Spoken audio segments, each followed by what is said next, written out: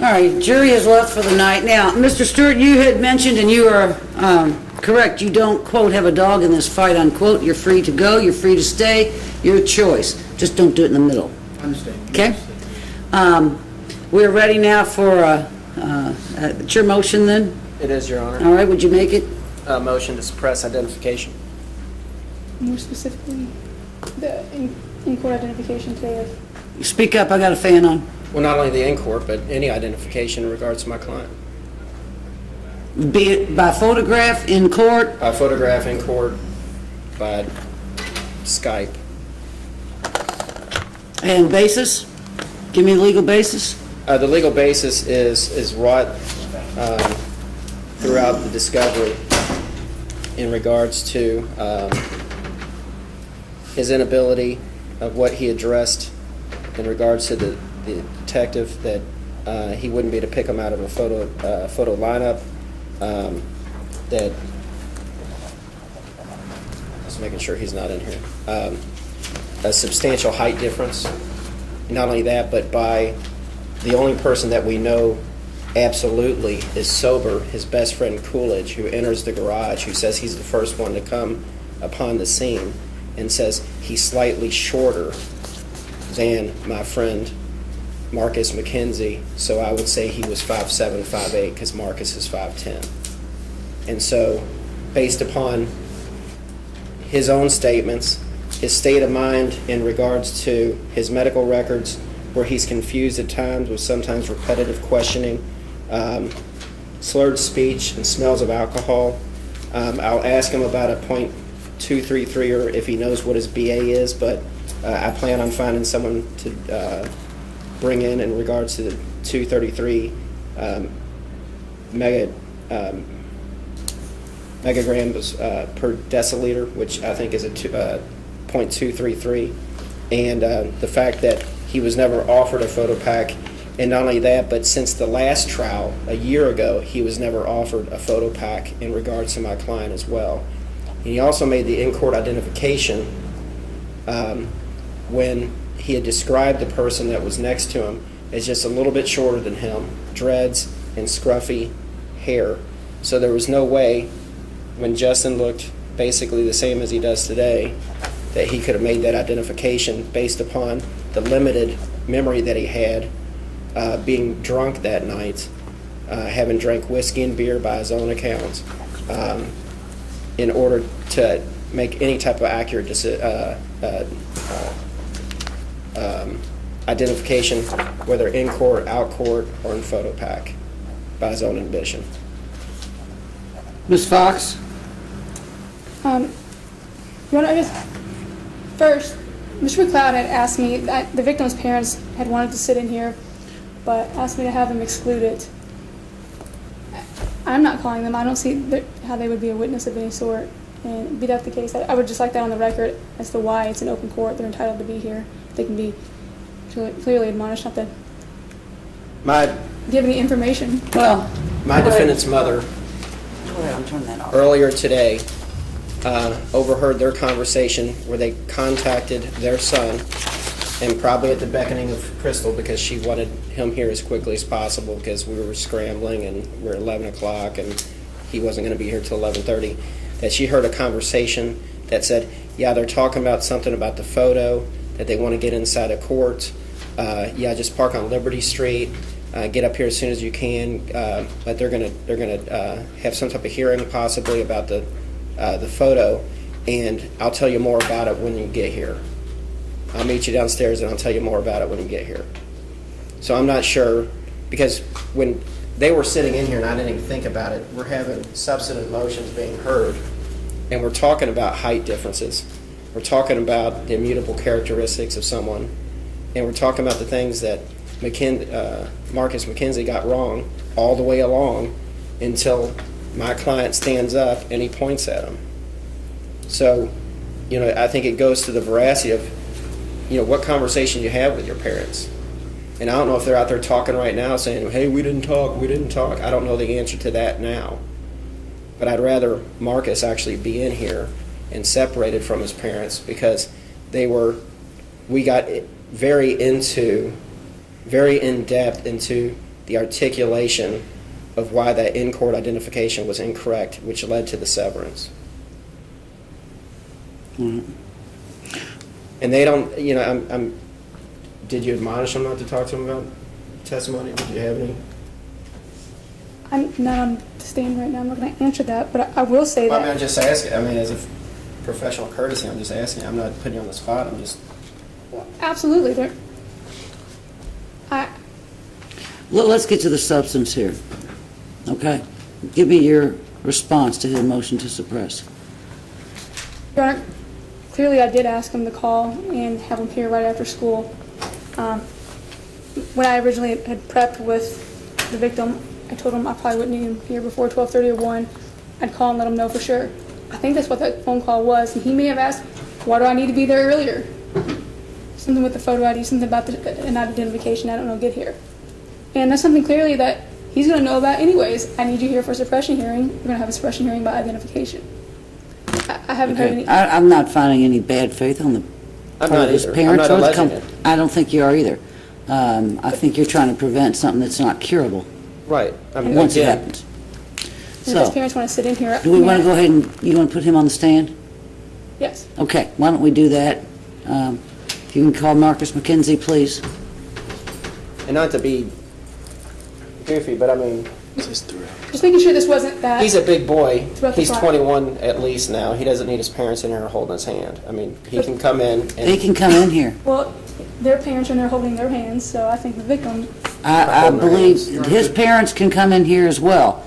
If there's obviously some type of nodding, shaking, whatever, some way to influence testimony, they're going out, as anyone would go out. We can't have that. So yes, bring them all. They're not going to be testifying in this trial, correct? No. Okay. Your Honor, I don't have a dog in the fight, but it would be fair if the court would just admonish any spectator that they should not communicate with any potential witness or share with them what testimony. And attorneys should be doing that, because the court never can figure out who's a spectator and who's not. But those sitting in here as well need to realize that you can't discuss the testimony. It just needs to run its course. And the problem is there really was no testimony earlier. It was simply Right. Right. lawyers arguing. Right. All right, Mr. McKenzie, come on up.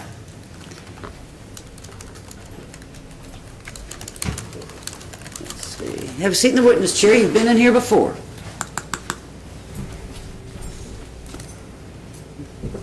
All right. And sir, I'll have you raise your right hand. Do you swear or affirm the testimony that you're about to give will be the truth, so help you God? Yes, ma'am. Okay. Can you scoot on up to the mic then, and go ahead, Ms. Fox. Thank you. Marcus, I'm going to ask you to think back to June 27th, 2010. Do you recall being struck that day? Yes, ma'am. Do you recall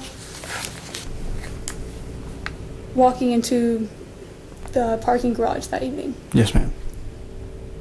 How would you describe the lighting? The parking garage is fairly well lit.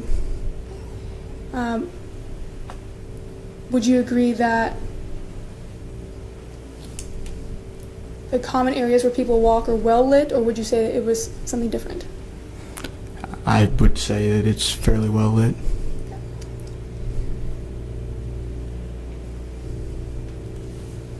Prior to being struck with a bottle, were you able to have a short conversation with the person that did that? A brief conversation, yes. Were you able to see him? Yes, ma'am. Was the lighting such that you could see him well? Yes.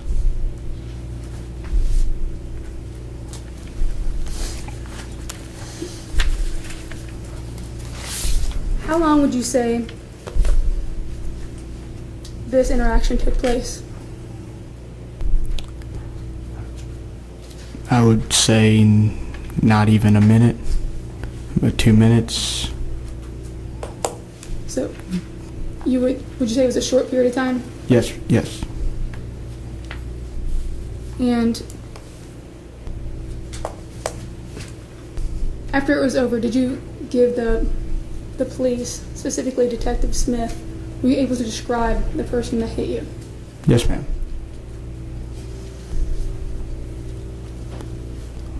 Do you recall what description did you give Detective Smith? Well, when I met with Detective Smith, I told him that the person that approached me was an African American male that had dreadlocks and also had facial hair around his chin, maybe a jawline.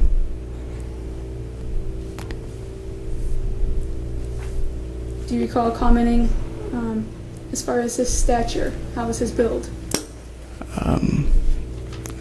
I wouldn't say he was, buff or anything like that. I mean, I would say around lanky size. He was a little bit shorter than I was.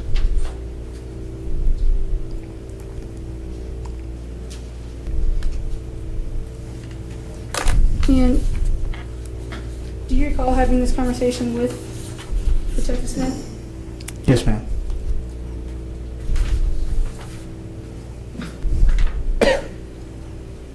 Your Honor, if I may approach the witness. You may.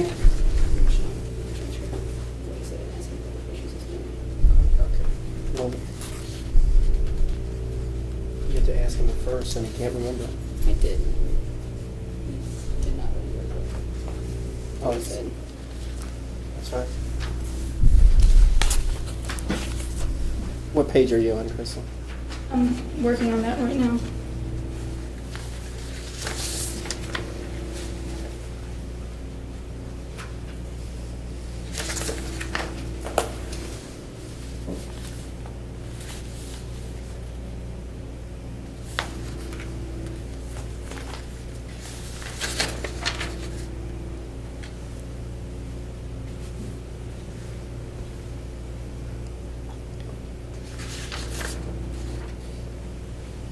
Page 2.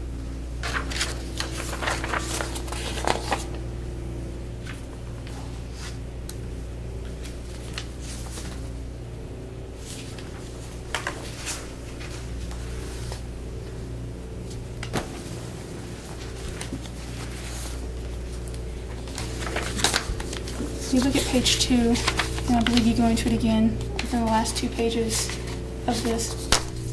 This is a transcription of the conversation you had with Detective Smith. Would you read that, please? See if it refreshes your memory. This is my last question about how you described him. Okay. And take your time, don't feel rushed, but read it to make sure you're recalling correctly what your conversation was.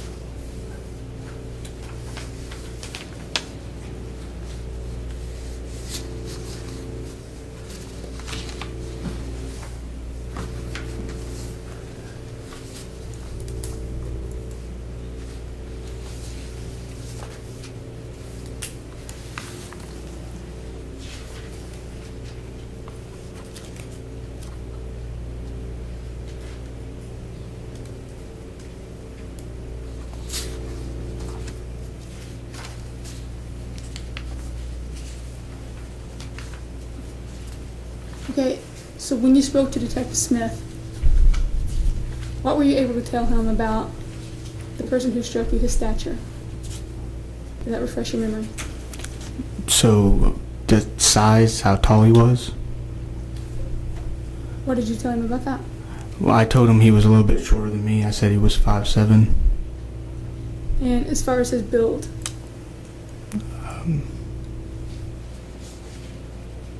You need to be refreshed. You can look again until you find it.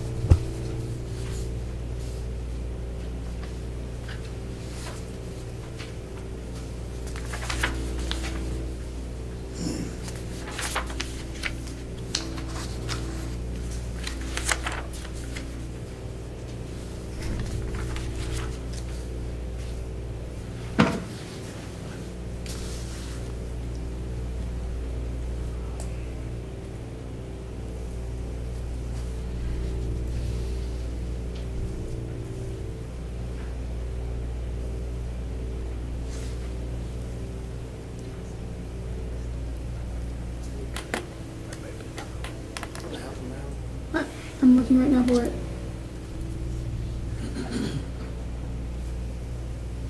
Are you waiting for a question, sir? Yes. Are you- Oh, He's waiting for a I don't think question. you can find what Crystal's asking for, and I You said, know- let me help him. I think I might actually be recalling something you said. It was during a trial, so I might be Yeah, giving you something that's not there, and that's my fault. So, and you described his height. Did you believe he was taller than you? no, ma'am. Did you specifically say you thought he was shorter than you? Yes, ma'am. What height were you then? I would say I was probably about 5'7", 5'8". I was shorter than I am now. What height are you now? I honestly don't know, maybe 5'10", 5'11".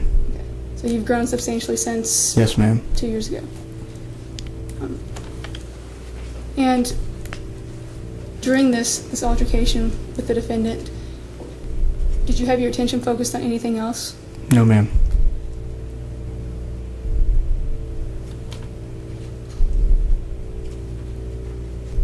At any point during that, were you not able to view him?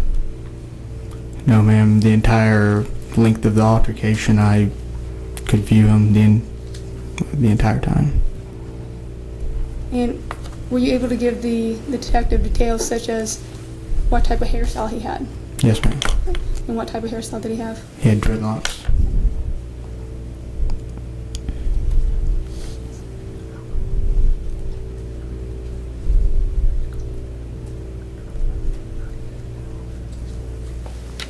And you testified previously, and you'd also told Detective Smith that you were drinking that evening. Yes, ma'am.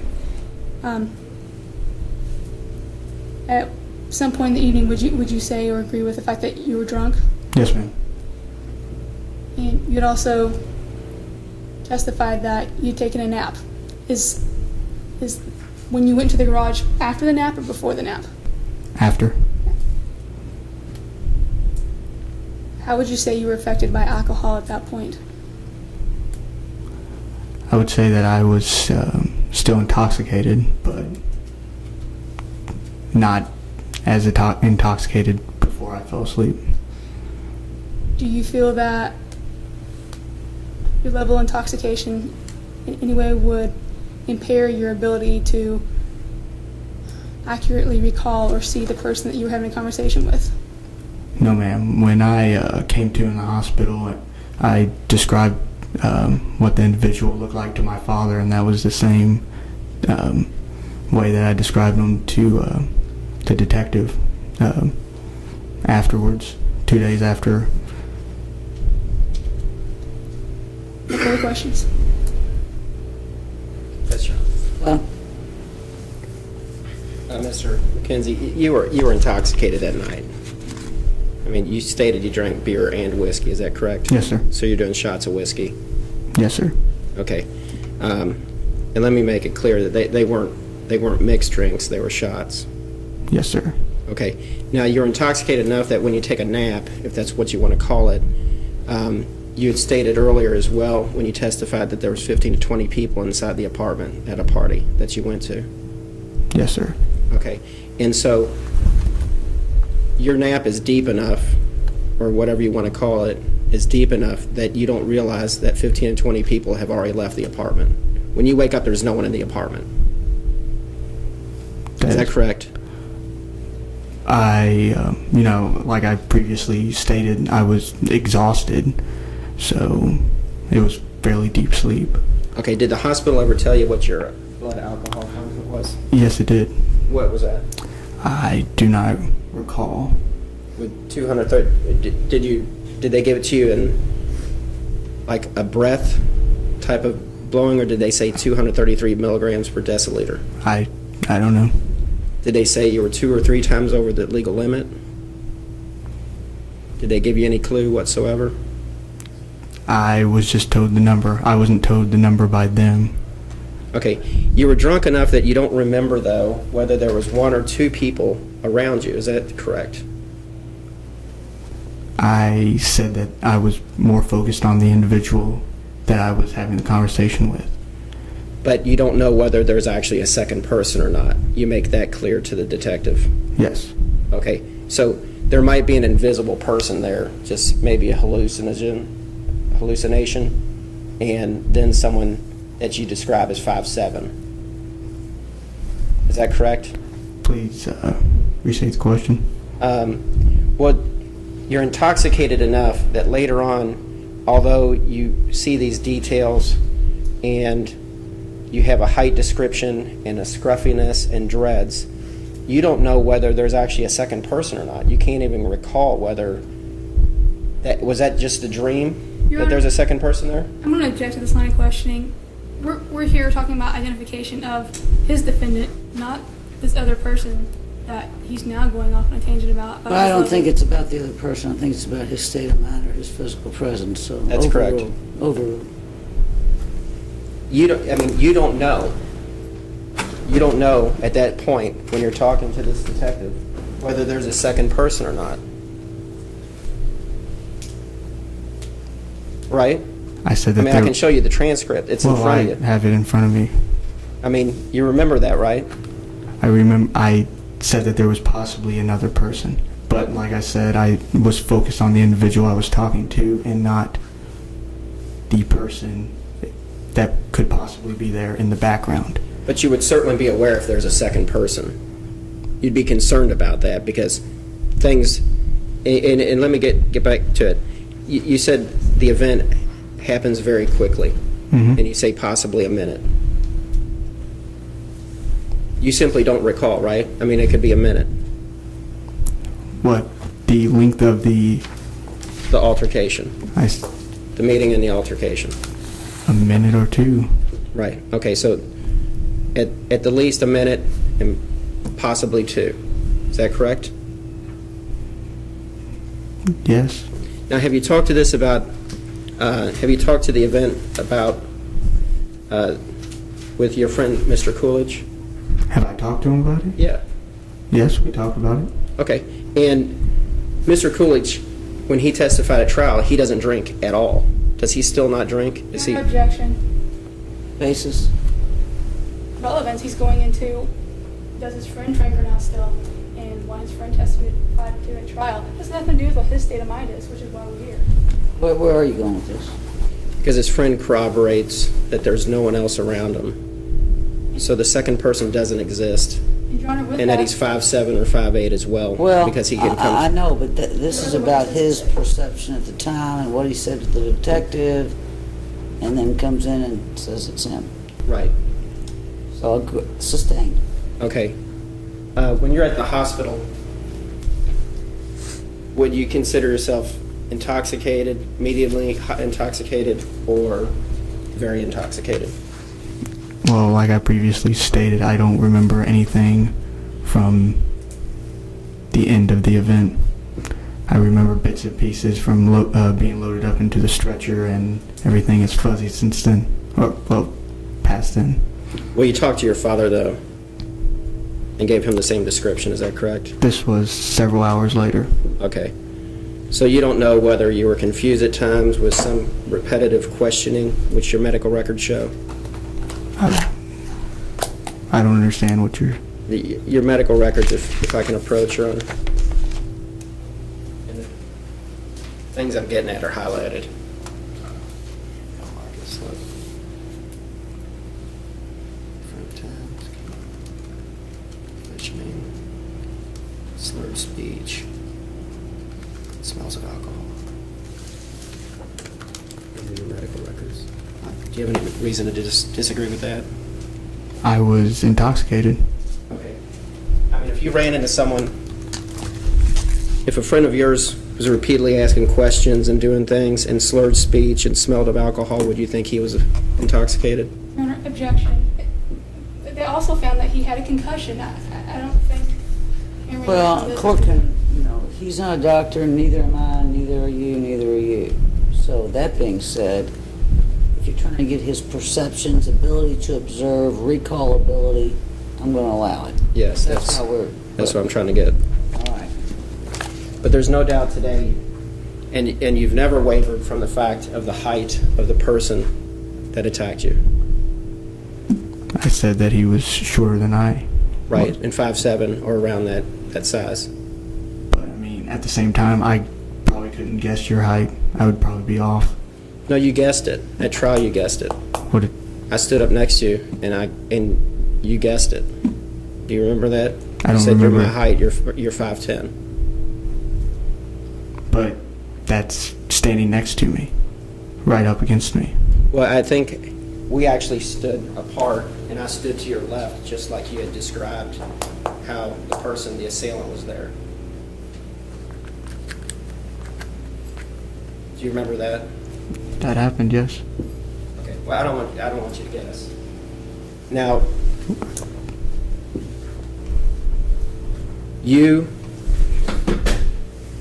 have never come off the 5'7" height and around that, whether it be at trial, whether it be talking to the detective sober, whether you're in here sober, you've never come off of that immutable characteristic, something that can't be changed, unless the person grows and grows and grows and gets taller like you stated you have.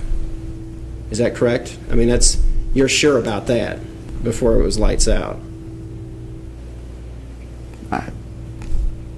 Sure that I said that he was 5'7"? Yes. That's what I said here, so And that's what you said at trial, and that's what you still believe today. I believe he was shorter than me. Right, and you believe he's 5'7" because your testimony is unequivocal. You've got 3 different statements. And it all says 5'7", or right around that height. A little bit shorter than me, right? But a little bit is vague. I mean, Well, not when you're given an absolute discrete number to it. but I did not say he was absolutely 5'7". I said about that he was shorter than me. I did say he was. And you said he's a little bit shorter than me, though. Right? But a little bit is vague. Okay. Do you agree 5'1" is a diminutive person? If you see someone 5'1", do you think that person's short? They stick out? Do you have a girlfriend? Yes. How tall is she? I couldn't even tell you. She's shorter than me. Okay. You also testified earlier that it's well lit, but you testified at trial that the lighting not exactly dim, but dim in some places. Is that correct? Yes. Okay.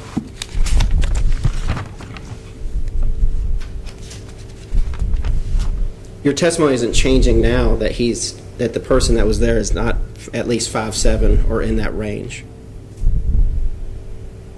After 2 years, you're not changing your testimony now today, are you? No. Okay. Now, then you stated the person had dreads and scruffiness on the face. Yes. Okay. And you knew he was African American. Yes. And so when you're asked to stand up and point him out at defense table, he was only African American there, right? It was me and a tall white dude, kind of glasses, taller than me, but there was only one African American at the table. Do you remember this prosecutor saying, "Can you have the defendant stand up?" Yes, I remember that. And she said, "Is this the person who attacked you?" Yes, I remember that. Okay. Now, the only thing that you could describe besides the height, the dreads, and the hair, at that point, he didn't have dreads and he had no facial hair. Did you point him out because he's the only African American sitting at the table? No. Then what could you possibly base your identification on when you said, and you told the detective that you couldn't pick him out of a photo pack, that you couldn't identify him, they never gave you a photo pack, and it didn't accurately depict how you described him on that day as well as height? What was the logical fortiori? You picked it, and it's okay. He's at the table. You're not presuming he's innocent Your Honor, like the law. objection, will you ask a question? I think at this point. He is. I am asking a question. You're not presuming him innocent. I mean, they've got someone here, okay? And so he stands up, and it's a logical explanation that, yeah, that's him right there. Does that make sense? Because nothing you described would have described him on the day of the accident. or your assault. Do you agree with that? That nothing, at the time that I picked him, the event that you just described, Yes. that he had no qualities that I, Described. in the, All the descriptions up. Correct. Trial. Correct? So it just made sense that you pointed to him, and he's the one standing trial, and that was the person that attacked me. but his face doesn't change. Well, you didn't describe his face. I mean, You couldn't describe him out of a photo pack, remember? You told the detective unequivocally that you wouldn't be able to identify him out of a photo pack. is that here? Because It's right here. Is the detective wrong? Do you think he got it? Do you think he got it wrong? Can you refresh his recollection with this Can I, transcript? You may. With this transcript, not what Brennan has. What Brennan has is the investigative letter. He didn't write that. He doesn't know. Well, he'll need to, I mean, you want him to refresh his recollection, he may. If it doesn't refresh him, it doesn't. Right. But he doesn't have that in front of him, Mr. McLeod. I understand. Let me lay a little bit more foundation. Good. He took statements from you. yes, Remember going there? yes, And you got kind of upset. You were sober. It was yes, 2 days later. yes, And he told him everything that you knew. yes, Okay? And he took notes. yes. Do you think he lied or got him wrong? Well, he recorded it, so everything that we talked about is here. Okay. Well, then, if he recorded it, then if this helps refresh your recollection, see what's underlined? Your Honor, again, I'm going to object to him being shown that from what Detective Smith typed. He wouldn't recollect what Detective Smith typed. He'd recollect what the conversation was, which is what's in front of him, if you would let him refer to what he actually said. I don't think I followed that. What he's reading now should be a recollection of what the detective said he said. Yes. But he wouldn't recollect what the detective said he said. He'd recollect what he said. And if that's not what he said, he's going to tell us that. At trial, he stated that the detective was not wrong, and what he would have written down would have been correct. And so we can go back and play that again, and I can roll it up on impeachment. He agreed with me at trial if that's what happened, that he wouldn't be able to pick him out of a photo pack lineup, and the detective went ahead. Ask that question then. Do you remember that at trial? I showed you that. You said no, the detective would be correct in what he had written down, and yes, I couldn't pick him out of a photo pack lineup. You showed me this, I showed you that. the report. I asked you, I actually just asked you, I said, would the detective be wrong then? And you're, no. That's what I said then. I don't understand what you're. Is he a sloppy detective and we're going to write down something that you didn't say, or do you remember saying that? I mean, this is what we talked about. This is what I remember saying. But when you first went in, you didn't go exactly on recording, did you? I introduced myself, he introduced himself, and started the recording. Okay, if I can approach.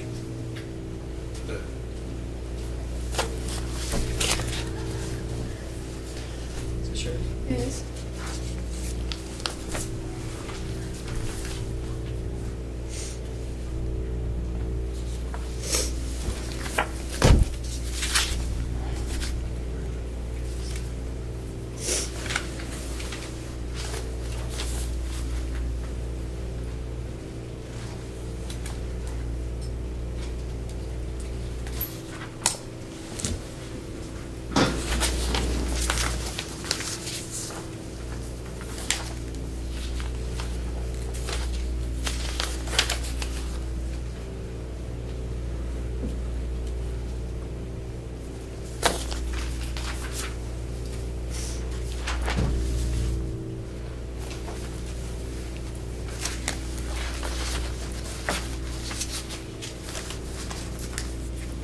Just a couple more questions. You never gave any other characteristics in regards to his face his facial characteristics other than short dreads and facial hair.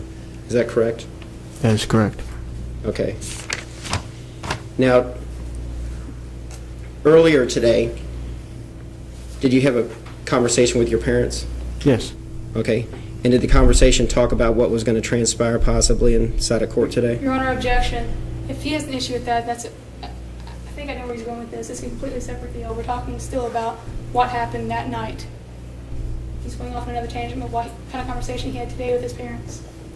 Well, if that conversation involves any of the issues that are before the court on the suppression hearing, obviously it has some relevance. I'll allow it, but... Did they tell you what was going to happen? Did they tell you there was all sorts of conversations about photo packing and in-court identification? No. They never said anything about that? They told me exactly what Crystal told me when I got here, that they explained what would happen right now. That was it. Judge, I have no more questions. Ms. Fox? Yes, Your Honor.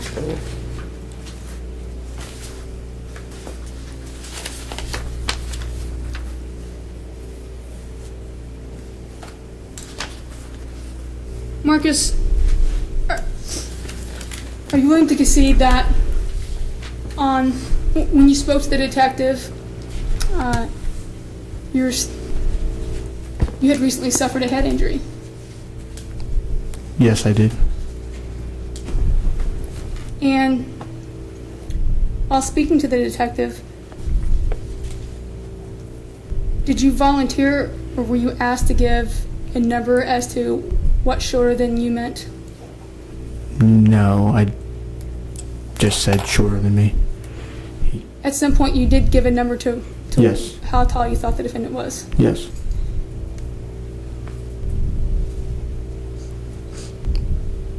Was that a number that you gave being completely sure of what it was, or is that a number that you gave just showing that you thought it was something shorter than you were? What was your thinking behind that?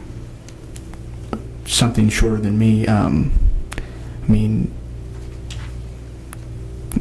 I guess recollecting from memory, it's difficult to say how tall somebody is. Like, he brought up the question. He asked me if I had a girlfriend, asked me how tall. I couldn't tell you how tall she is. I couldn't give a precise number about how tall she is.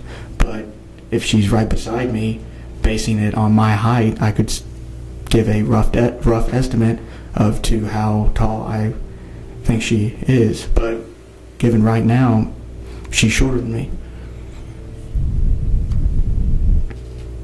So are you saying that when you gave a number of, and I forget what you had said, but let's say you had said 5'7", are you willing to concede that it's entirely possible that that's not spot on? Yes. But are you sure that the person that hit you was shorter than you? Yes. Are you able to testify to and be sure about what height he is and give a numerical value? I don't think I could.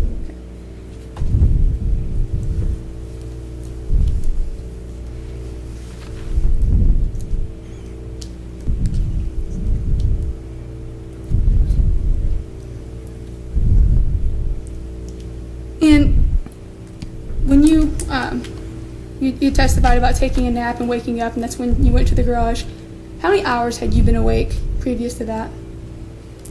I would say around 20. So, in addition to intoxication, you were still dealing, I guess, with the effects of sleep deprivation? Yes, ma'am.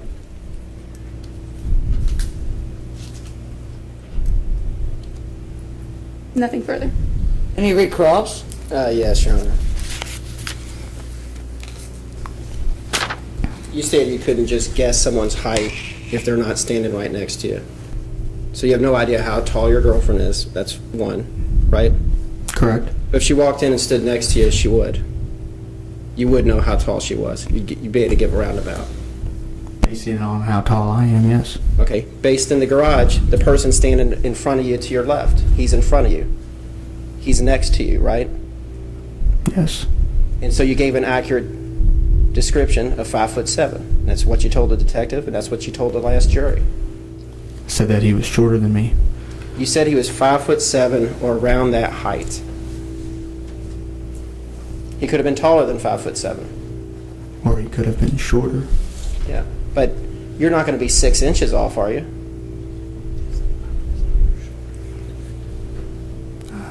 No. Okay. But at the same time, I did say he had dreadlocks, and that doesn't, take into account he could have boots on, he could, be barefoot. There's a lot of other factors that could attribute to his height. Like high heels? Well, no, but Okay. But by your own admission, if they're standing next to you, you can guess someone's height to approximately. some accuracy. Yes, Okay? You guessed my height at trial. You remember that? yes, Okay. But when you made the in-court identification, you weren't anywhere next to him. You only stood up right here. Isn't that correct? Actually, I'm not sure. You didn't even stand up, did you? no, You didn't stand up.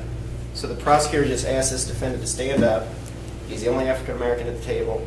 And you say, yes, that's the person who attacked me. You disagree with the prosecutor. I So you didn't. could have estimated his height because he's not next to you like what you just stated. Are you saying that I couldn't be able to estimate his height? Yeah, could you have estimated his height right there when he stood up last time? I could, based on the, what I think the people around him are, how tall they are. Well, no one else was standing up around him. He was the only one standing You up. did. I didn't stand up, You had stood up. but I wasn't standing up next to him at the time he got up. That's the whole idea, right? When someone's standing up next to you, and they're in your vicinity, then you can guess how high they are. You don't know how tall your girlfriend is right now, but if she was standing here and you stood up and you stood down next to her, you'd be able to give me an accurate height description. For her, Correct. yes. For her, yes. For any human. You want to guess the detective size? You want him to come up, stand up next to you? I would say he's probably 6'1". Objection. This is. Overruled, no, overruled. He can't have it both ways. And you state right here, probably 5'7", somewhere in that range, and you've never come off of that. And your friend Coolidge didn't come off of it. You're on objection. He wouldn't know. He can't ask him something he doesn't know. We talked to Coolidge about it. Well, Coolidge testified. We'll see. if Coolidge it's consistent. testified that he's 5'7", just a little bit shorter than you. Okay? And that corroborates what you state. I'm not trying to pull teeth here. It's just what you testified to. It's what you told this detective. It's what you told the jury. It's what you told the prosecution. It's what you've told this judge from the jump. Do you agree with that? I'm not trying to pull your teeth here. It's what you've done Yes. the whole time. Okay. I have no more questions. All right. You may step down, sir. Thank you. Nothing further, Your Honor. No further witnesses. Anything further, Mr. McLeod? I'd like to call the detective. All right. Detective, if you have a seat in the witness chair, please. Thank you. All right.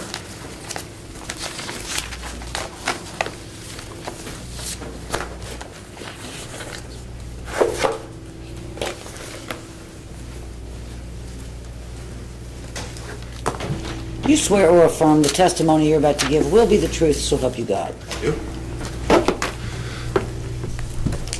No lying. Okay. Judge, I'm going to approach with his report. You may.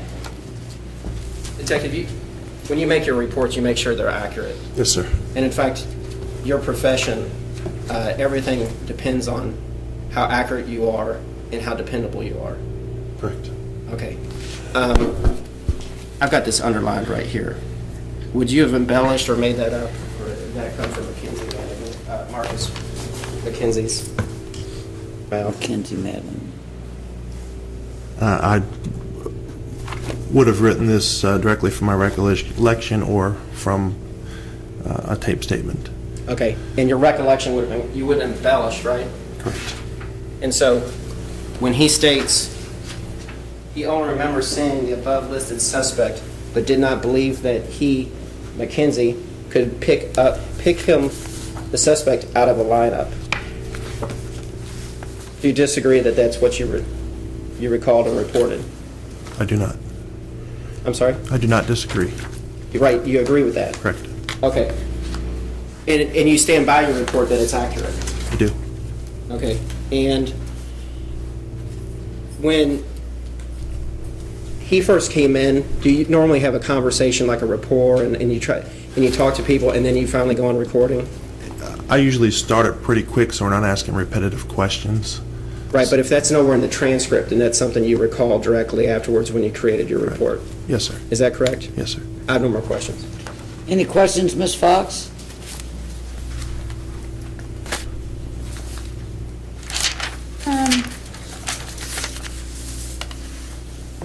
No questions, Your Honor. Thank you, Detective. Any other witnesses, Mr. McLeod? No, Your Honor. All right. So the issue here is reliability, obviously.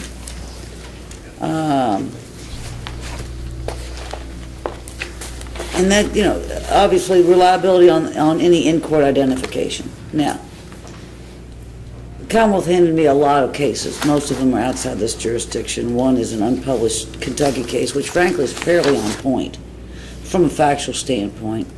No pretrial. I don't think there was any pretrial I don't believe so. lineup like here. There wasn't. So one of the issues, should you have a hearing if there's not? And the answer is no. According to this case, and this is the Hutchinson versus Commonwealth. And then the question is, what is the identification reliable? Does the defendant suffer, or is the defendant deprived of his due process rights by allowing that type of in-court identification?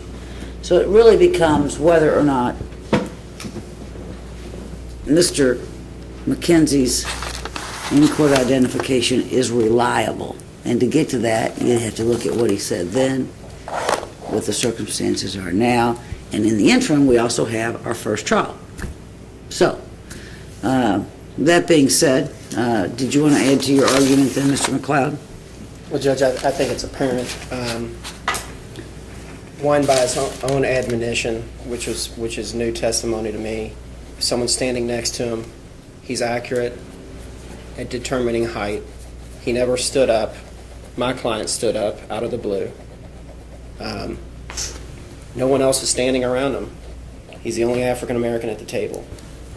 He doesn't have any of the indicia that he described to the detective or to anyone else during the first trial.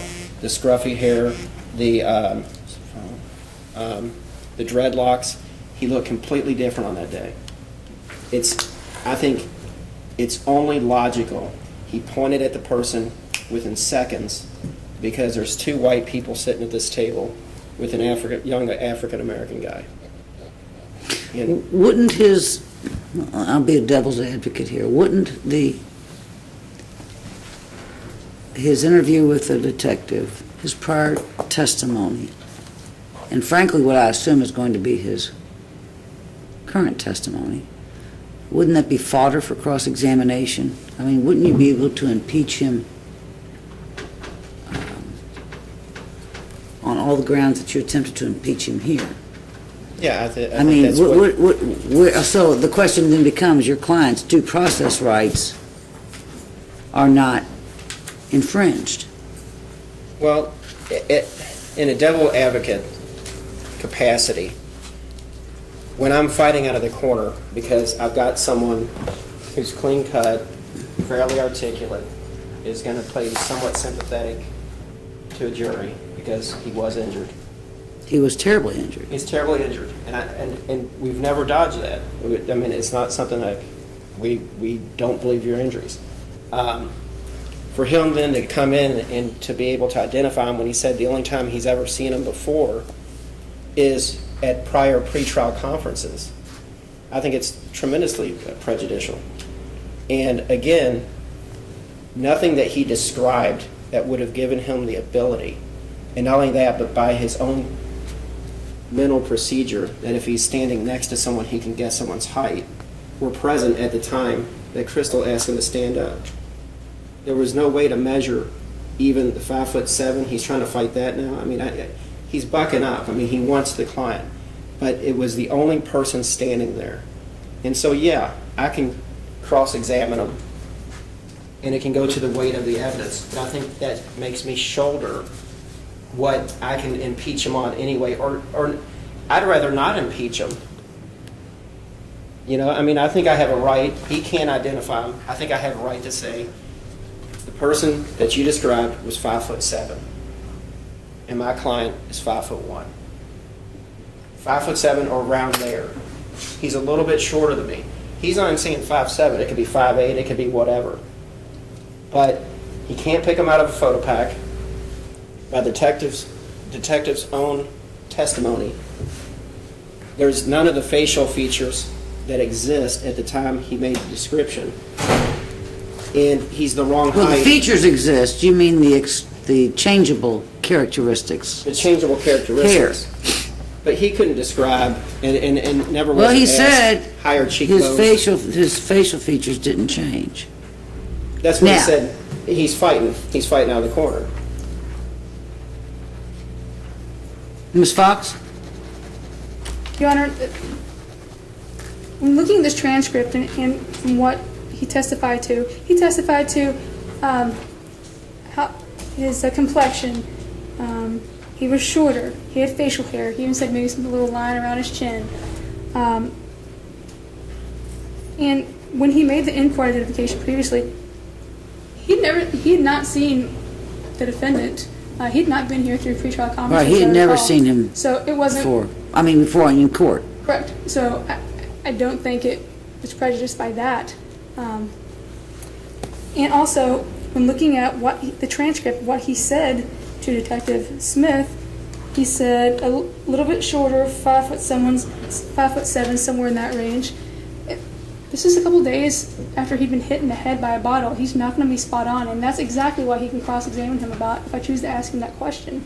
But I don't think it would make sense in order for an in-court identification to be made that the victim or witness making it must have given every available feature and been spot on with exact things such as numbers, because he was spot on when you look at the photo, what he looked like then when he did it, especially when you look at the booking photo, as to the description he gave to the detective. And Rachel's testimony also corroborates this. Mr. McLeod wants to go to Eric Coolidge and try to get that information in, but the same can be done on the opposite hand, where there are other witnesses that are corroborating exactly what Marcus McKenzie is saying. I believe when you look at the Baker's factors, if that's what the court wants to do, I believe... Well, it's not a pretrial procedure. It's We are not. not there. I mean, that's not an issue for us. It's whether or not, is the Commonwealth interested in, you're not interested in somehow discussing his prior testimony. You're interested in asking him current questions on, is the person who attacked you in the courtroom. That's correct. Am I right? That's correct. All right. So we're not talking about when you testified before. Now, you could, obviously. So that's where I need to make sure that there is some reliability. I mean, the descriptions, I mean, on paper, they don't appear to be similar. 5'7"-ish is certainly not 5'1". Okay, granted. But the numbers are the only... Dreadlocks and facial hair versus none. I mean, there doesn't appear to be that reliability. However, and Mr. McKenzie said today, his face didn't change. Now, whether that was discussed before or not, it maybe wasn't asked. does that give some credence or reliability to his ability to identify Mr. Berry? It does. I mean, he clearly said that. And then this isn't an easy decision, because there are some discrepancies that seem glaring, and they are. But there's also Mr. McKenzie being able to say his facial features have not changed, or facial structure, however he phrased it. If we were to do that, the cross-examination will be blistering, I can imagine, because the inconsistencies are fairly numerous. Well, and my point is that he gave the best description that he could possibly give when he talked to the detective. If I thought there was something there, he has high cheekbones. He had a Jay Leno-ish jaw. He had a flat nose. He had a bozo hat on. I mean, I don't know what it is, but he left it the best he could, articulating what the person looked like that attacked him. And none of those features existed. And now the face hasn't changed, but there was never a description of the face, how far apart the eyes were. Does he have a wide nose? Like that Rachel described Zach. Zach has big lips. There's no description that would have been readily available to him to help identify. Is that not cross-examination material? I mean, severe impeachment material. I think it's. I think it can be obviously it's impeachment material, but it's also something that can just come in on a cross-examination without me having to shoulder him getting what I think is a prejudicial in-court identification when he couldn't have done it 2 days later by the detective's own, by the Commonwealth. The burden isn't on you. There's no burden there. I know, but but because it's fairly glaring, the inconsistencies, they're fairly glaring.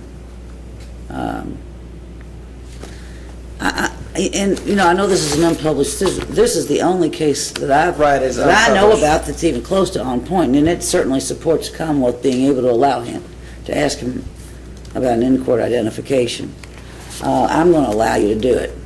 I'm going to allow you open cross-examination. It's probably, you can impeach him with his prior testimony, if you will, if you need to. Have it queued up, have it ready. I will have it ready. If that door is open, without that though, I want to make sure that if that door is not open, then that's not. Well, that only makes sense. Right, yeah. Well, you talked about. You said something a while ago. He has to have a basis to use that. As would Mr. Stewart, who really, again, doesn't have a dog here, but. All right, I know you're all exhausted. See you in the morning, 9:15. Try to beat the jury here. I have a feeling they'll be on they're usually very on time or early. I just don't want you all lingering out there with them. Remind me to swear the jury tomorrow. Lord knows I might forget that. Have a good night. You too. Thank you, Your Honor. Thank you, Your Honor.